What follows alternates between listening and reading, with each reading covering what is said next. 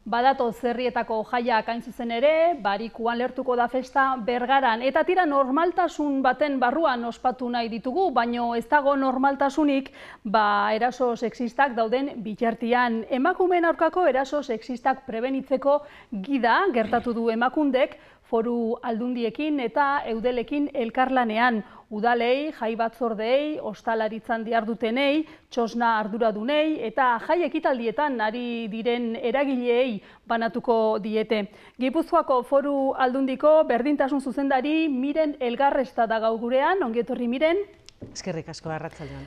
Gidaren izenburua jaietan emakumeen aurkako indarkeria matxista prebenitzeko tokiko prozesuak sustateko gida. Hau tresna bat da, ez da neurriak aurrez hartzeko eta gertatzen direnean zoritxarrez nola erantzun jakiteko, ez da?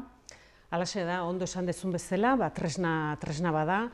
Egia da, tresna ezaguna da aspalditik, baina nolabait bai indarra jarri nahi genuen eta aurten bereziki, COVID-19aren testinguru ostean, nolabait egin genuen irakurketa bat alor tekniko eta politikoan, nolabait beste eszenario baten eta sartzen ginela.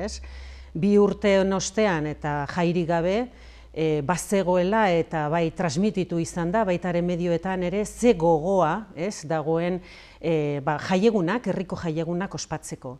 Eta betidanik ondo esautu dugu jaiegunaren testuinguru horretan eta eraso sexistak egon direla, daude eta horren aurrean ezinbestean nolabait ariketa bat eta baita ere prozesu bat irekitzearen beharra ikusi genuen.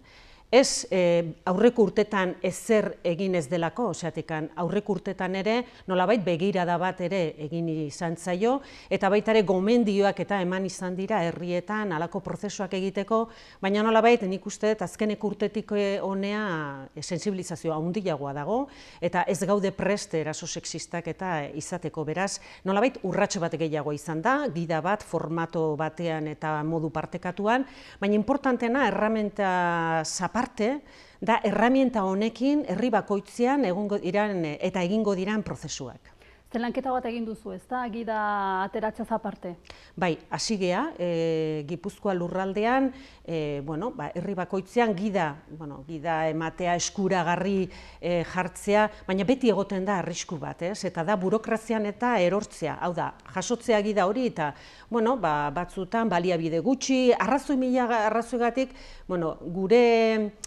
gure irakurketa zen, behintzat ez dezagun utzi gida bera kajoien barruan.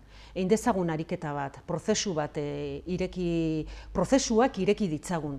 Eta horretarako pentsatu genuen elkarrekin, elkarlanean, ikuspuntu hori oso importantea da Gipuzkoako Foru Aldundiaren, ikuspuntu horrekin lankidetza, gobernantza horretan, Foru Aldundia eta udalerriaren ordezkaritza politiko-teknikoekin, oin 2 aste hasi ginen prozesu batekin, 3 saioaz eta osaturi dago, eta kontzeptu teorikoa ulertzea, partekatzea, elkarrekin partekatzea, eta gero bakoitzak bere prozesua herrira ekartzea herriko jaietara begira. Ulertzen dut beraz, bilera horretara, udal ordezkariak gerturatzen direla? Alaxe, lehenengo... Formazio moduko bat jasotzeko? Formazio moduko edo marko teoriko kontzeptualki ondo ulertzea ze gertatzen den herriko jaietan, eraso sexistarekiko ondo ulertzea, eta horren aurrean zeintzu diran, martxan jarri behar diren tresnak, erramientak, eta jarduerak edo ekintzak. 26 horriko gida da, kaleratu berri duzuena, eskuragarri dago gainera webgunean bertan, errez topatzen da. Berdintasunezko jaiak oraindik ere utopia dira, Miren? Utopia edo nik uste dut ulertu egin behar deula betidanik, eraso horiek ezagunak izan dira, baina invisibilizatuta egon direla, hau da, begibistatik eta kenduta, orain geroz eta ageriagokoak eta badira, eta marko teoriko hori aipatu egin dugun bezala adituk eta ondo esplikatzen duten eta eraso sexista daukaten funtzio soziala, eta nola ulertu egin behar deun oraindik ere gizonei, onartu egiten zaie nolabait kontrola galtzea, ez? Ulertu egiten da, kontrola galtzea, ez ordea emakumei, ez? Nolabait emakumeak bere desioak, festarako desioak eta kontrolpean mantendu egin behar du. Eta nik uste, hor ondo ulertzen da, eraso sexistaren oraindik ere gure kulturan eta gure testu inguruan hain errotuta egotearen arrazoietako bat, arrazoi gehiago ere badaude. Gidan hainbat eta hainbat aholku daude, interesgarriak asko, 3 zatitan edo banatuta dago, ezta? Prebentzio lana, unean uneko arreta eta ondorengo kaleratze edo salaketa publikoa.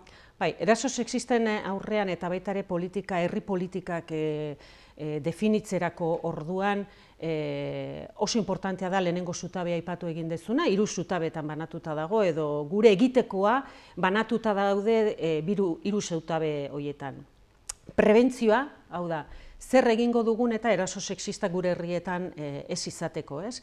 Eta, horregatik marko kontzeptuala hori ondo ulertzea, prebentzioan alorrean ze estrategiak jarriko diren martxan, ez? Eta hor, zalantzari gabe, txosnetan eta jendea pilatzen diren lekuetan eta pilatzen ez diren lekuetan ere, ze ekintzak eta nola prebentzio hori nola gauzatuko den herri bakoitzean. Arreta importantea da, eraso sexistak eta gure datuetan eta registroetan urtean zehar, bai ikusten da, nola altxatu egiten diran, batez ere sexu askatasuneko eraso horien eta kopurua uda partean batez ere nola altzatzen den, beraz, arreta eraso sexista baten aurrean, ze arreta mota bat, nola hartatuko dugun biktima eta nola egingo diogun aurre horri modu egoki batean, eta bukatzeko baita ere ze erantzun publikoa emango den. Ze erantzun publikoa baita ere tresnarik garrantzitsu bada, sensibilizazioa alorrean, batez ere herritarrekin partekatzeko horrelako eraso sexistak ez ditugula onartzen, onartezina direla, ez? Eta hor baita ere garatu egiten da zero tolerantzia hori gure herrietan. Bai, eta gida honetan azpimarratzen duzuena da, lan bileretan gai honek puntu bat izan behar duela eta prestatu egin behar dela eta hitz egin egin behar dela kontu honi buruz. Bai, gai hau presente egon behar du, bai jaiaren testuinguruan eta beste testuinguruetan ere. Hain zuzen ere, gida dago prestatuta, nolabait, herriko jaietara begira, baita ere, nolabait gure arreta, eskatzen digu gure arreta modu berezi batean, 2 urten ostean eta jarriko garen, nahi dugun normaltasun batera iritsi, eta normaltasun horretan ezin dira egon eraso sexistak. Beraz, Gipuzkoan martxan jarri dugun prozesu horrekin, 3 ataletan banatuta dago, marko teoriko hori ezagutzea, baita ere alor teknikoan ere, ze estrategiak edo ze erramientak martxan jarriko diren herrietan, modu partekatuan, dudarik gabe bakoitza egokituta, eta gero erantzun publikoa ahalik eta txukunen baita ere egin ahal izateko. Miren, eta herri guztiak Gipuzkoan ez dira tamaina berdinekoak, udal guztiek ez dituzte baliabide berdinak. Kasu honetan, herri txikientzako badute nora jo baliabide eske, formazio eske, teknikari baten aholku edo gomendio eske? Bai, Gipuzkoa hortan nik uste dut urrats bat aurrera badarama azkeneko 12 urte hauetan, beti modu berezi batean ikusi izan ditu herri txikien eta dauzkaten baliabideen eskasi horietan eta arreta berezi bat behar dutela. Eta horretarako programa badaukagu berdinbidean, eta berdinbidearen marko horren barruan kokatu egin dugu baita ere prozesu hau.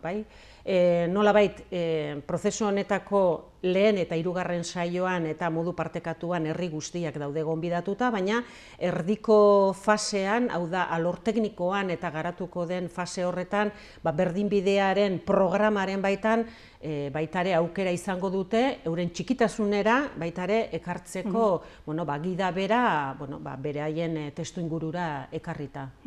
Horra gertzen den beste ideia bat da, eraso sexisten kontra askotan emakumeek egin dutela, bakarka edo kolektiboan, eta baino arazoa ez dela bakarrik emakumeena, ez da, gizarte osoarena dela, gizonezkoen inplikazioa ezinbestekoa dela. Gizartearena, gizonarena, nola ez, euren inplikazioa, modu esplizituan baita ere eta gogora ekarri nahiko nuke pasaden martxoan indarrean jarri den berdintasunaren lege berria, eta hor modu esplizituan eta agertzen da bai erasoak eta nolabait ezberdintasunari aurre egiteko gizonaren inplikazioa bete-betean. Eta gizarteari begiratuta, badago erramienta bat, eta olako hitzaldin batean entzun nuen, eta iruditu zitzaten benetan argia zela, kontzeptua bezala, erasoen aurrean eta oso importantea dela gizartearen horma, babes horma hori. Eta horretarako sensibilizazioa eta egiten diren ekintza guztiak horretara bideratuta daudela, ez? Herria bezala erasoei nolabait ezetza, borobila eta planto egitea. Miren Elgarresta, Gipuzkoako Foru Aldundiko berdintasun zuzendaria, mila esker, bisitarengatik poliki-poliki guazen urratsak ematera, eta danok gozatzeko moduko jaiak ditugun aurten. Halaxe izan daitela. Mila esker, hurrengora arte.